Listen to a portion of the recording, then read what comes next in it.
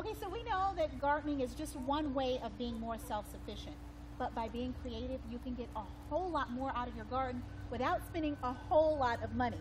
So this is Loretta, and this is not even a quarter of her backyard. This place is amazing. So that's why we're here, is to talk about, you say these are straw bales? They're straw bales. They're not hay barrels, they're straw bales. I was quoted like $5,000 to build this out of wood and bricks, and I said, no, not right now. And I Googled cheap ways to garden, and up comes straw bales. I go, oh my God. So these were straw bales that I put compost on that my chickens made, and it just kind of ate it down. And then I piled up all these wood chips up here to hold it in. Now wait, let's start with straw bales. What's the benefit of straw bales versus using a raised bed? Or well, the raised beds are expensive. I mean, I priced them, and you have to do them this thick and really good quality in order to get good ones, and it's very expensive, and you need a man to do it.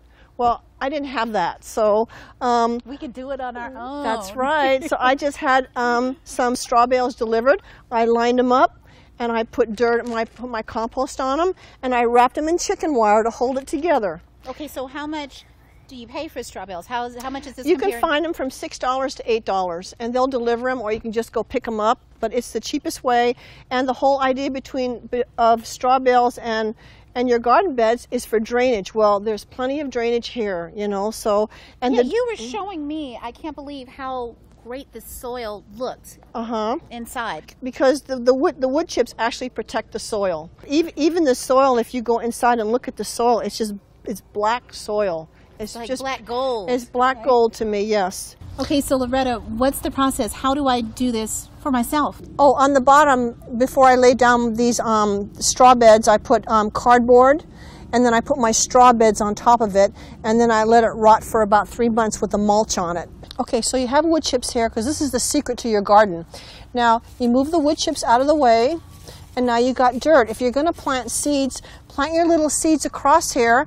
Wait till they sprout, and then you cover them back up. But if you're going to plant like a tomato plant, move the wood chips, dig your hole, put your plant in there like this, and then very gently put the wood chips around the plant, and just leave a little piece like that showing, and it will just bloom like crazy.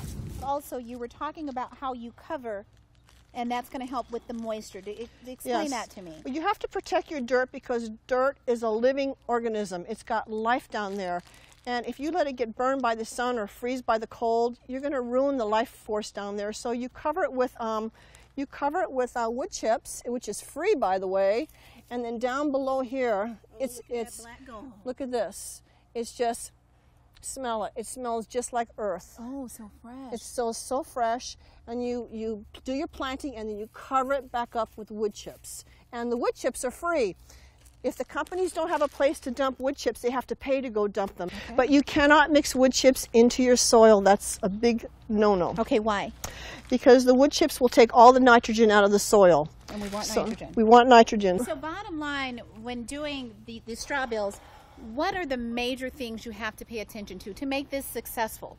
When you buy them, make sure there's no mold on them. So make sure they're nice and clean and they're not moldy. And just haul your bales in here, surround it with chicken wire, and then it starts to fall over. Okay. And so I have some chicken scraps here. I want to show you how to get rid of them. If you don't have chickens, this is what you do with chicken with your scraps, because it's just getting... So this is just what was in the kitchen. You're not using it anymore. We don't want to throw it away, obviously. It just kind of got old, and maybe I want to give it to my worms. And so I'll just dig it down here. I'll put it in there, and I'll cover it. And that's it. I'm done with those scraps. You don't even need a compost bin. You don't need a compost bin. And I just, like here, I stuff them in there, and I get rid of it. And these we've had this for a week now. I can just take this and go like this, and it'll just get down into the ground. Just throw it in there is all you have to do. It all turns into dirt one way or the other. So this is a way to compost without spending money on a compost bin. No. Spending the time turning and waiting for it to heat up. And you don't need a compost bin. You simply need to dig a hole in the ground and put your food there and cover it. That's all you need to do. So this just all kind of happened in the last, I'd say, 2 months. This whole thing grew in the last 2 months. It's amazing. so amazing. Loretta, thank you so much for You're sharing with us. welcome. You're welcome. So there you have it. Gardening doesn't have to be hard. It doesn't have to be expensive. Loretta showed you ways to garden without spending all of your money. It's about being creative, using what you have, using what Mother Nature puts there for us. So thank you for watching our video. Please share, share, share. And if you have any questions or comments, just email us at info@greendesert.org.